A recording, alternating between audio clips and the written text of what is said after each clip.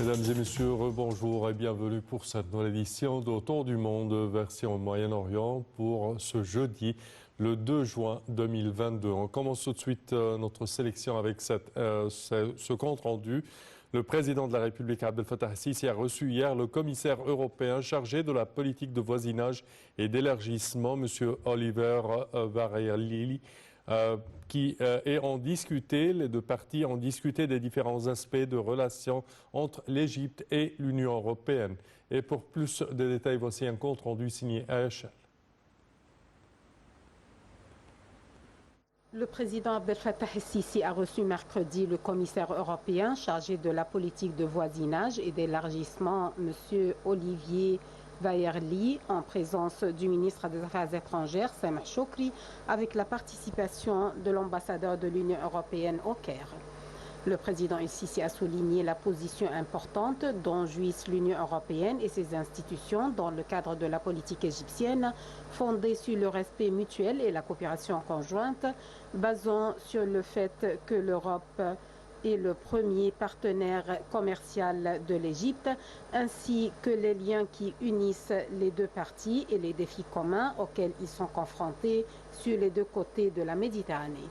De son côté, le commissaire de l'Union européenne a exprimé son honneur d'avoir rencontré le président el-Sisi, louant les relations historiques distinguées qui unissent l'Union européenne et l'Égypte, en signalant l'intérêt de la partie européenne à développer et approfondir le partenariat traditionnel avec l'Égypte en vue de la participation des deux parties au voisinage régional méditerranéen, à la lumière des poids politiques dont jouit l'Égypte au niveau international et régional, sous la direction du président el-Sisi. La réunion a porté sur l'évolution des questions internationales et régionales, au premier rang desquelles la crise russo-ukrainienne et ses répercussions économiques au niveau mondial, notamment dans les domaines de l'énergie et de l'alimentation.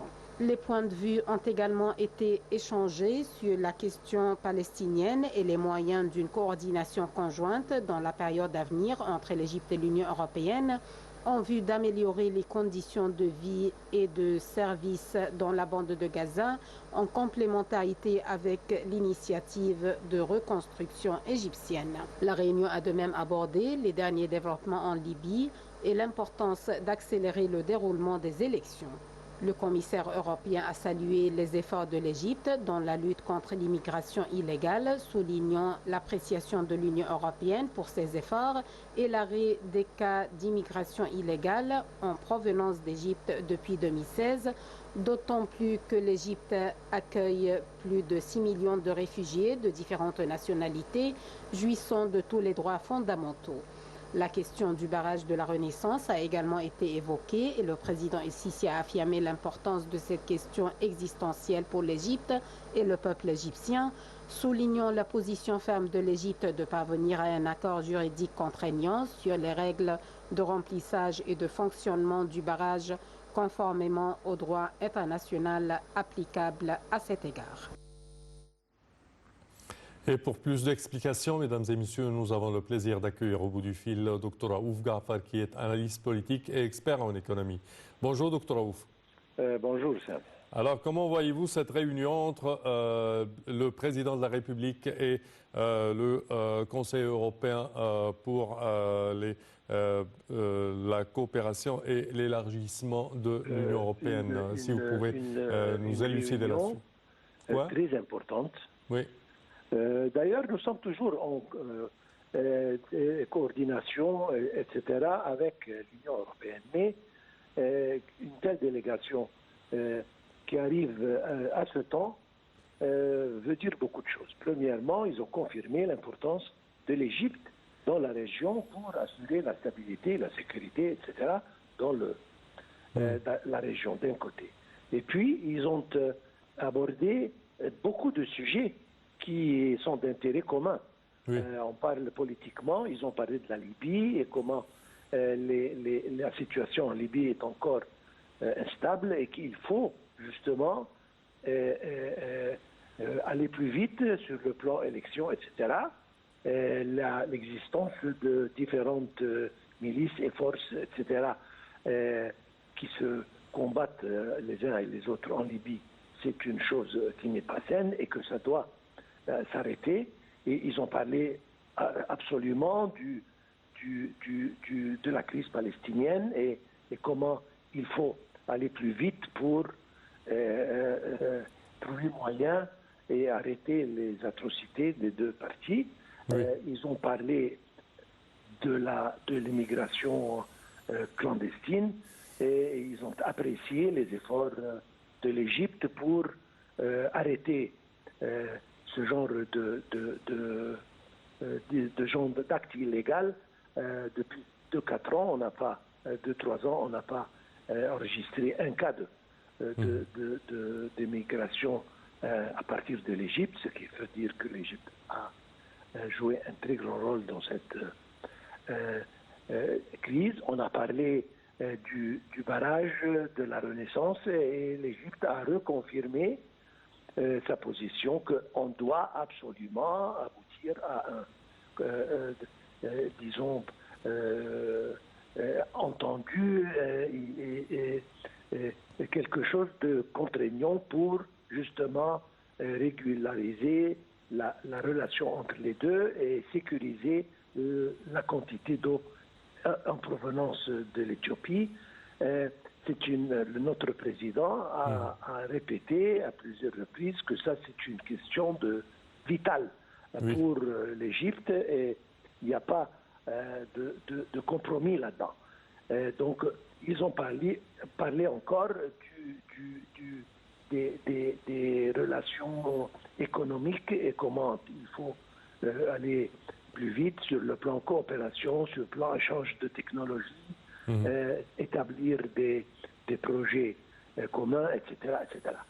Donc c'était comme je viens de dire, une réunion très importante et beaucoup de sujets ont été abordés et ce genre de rencontre, quand c'est périodique, ça veut dire que l'Union européenne donne à l'Égypte une importance, grande importance, et certainement l'Égypte accorde une importance extrême sur l'Union européenne, surtout que ça vient dans le contexte de la comité de voisinage et des accords qui sont signés entre l'Égypte et l'Union européenne dans ce contexte.